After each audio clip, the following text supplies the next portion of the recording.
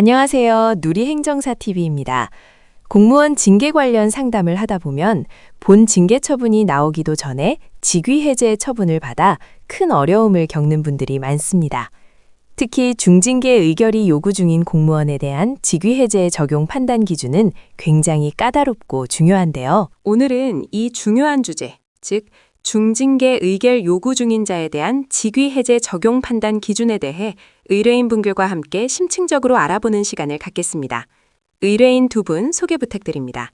네, 안녕하세요. 직위 해제 때문에 고민이 많아 찾아온 의뢰인 일입니다.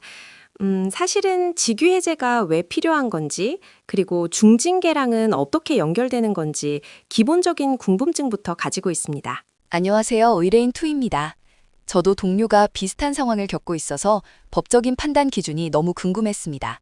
특히 대법원 판례에서 이야기하는 고도의 개연성이나 공무집행의 공정성 저해 위험이 구체적으로 뭘 의미하는지 알고 싶어요. 좋은 질문입니다. 우선 직위 해제의 법적 근거부터 살펴보죠. 이는 공무원법 제73조의 3, 제1항 제3호에 명시되어 있습니다. 중징계 의결이 요구 중인 자에게 적용할 수 있죠. 이 처분의 목적은 명확합니다.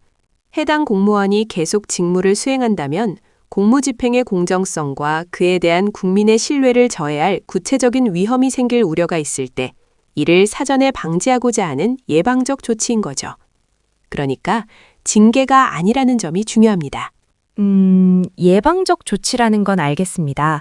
하지만 중징계 요구가 들어왔다고 무조건 직위 해제를 시키는 건 아닐 것 같은데요. 기준이 모호하면 기관장의 자의적인 판단으로 흐를 수도 있지 않나요? 맞습니다.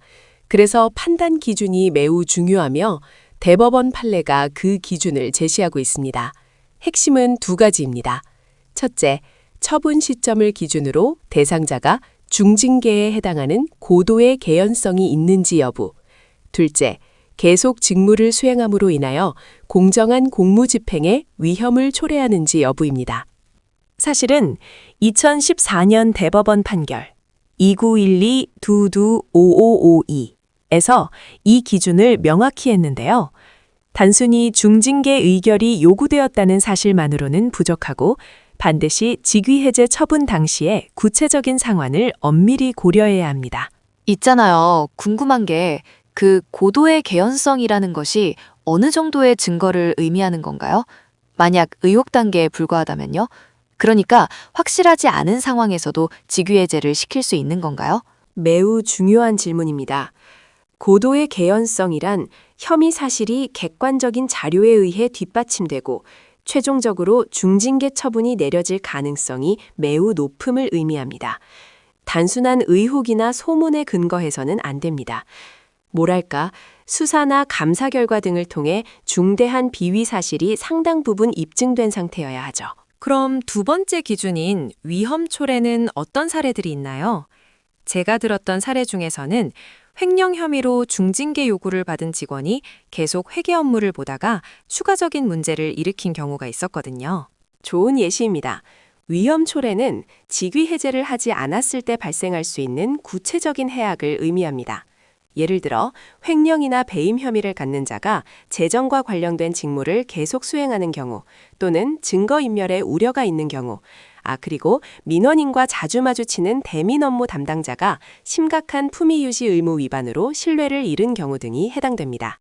직위 해제는 그 자체가 징계가 아니지만 공무원에게는 사실상 직무를 박탈하는 것이기 때문에 기관은 이 두 가지 판단 기준을 매우 엄격하게 적용해야 하는 행정적 의무가 있습니다. 만약 직위 해제 처분이 내려졌는데 나중에 징계위원회의 최종 결정이 경징계로 나온다면요? 혹은 무혐의로 결론이 난다면 부당하게 직위 해제 기간을 보낸 것에 대한 구제 방법은 있나요? 물론입니다.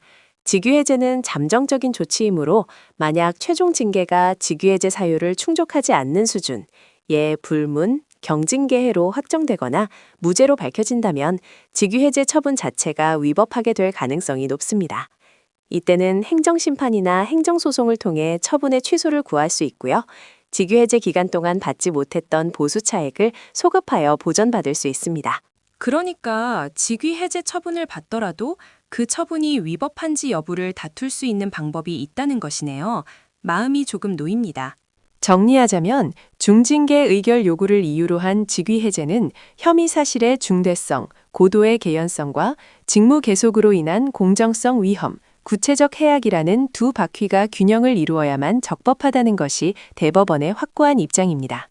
따라서 중징계 의결 요구서와 관련 증거 자료를 면밀히 검토하여 이 기준에 미달하는지 여부를 판단하는 것이 중요합니다.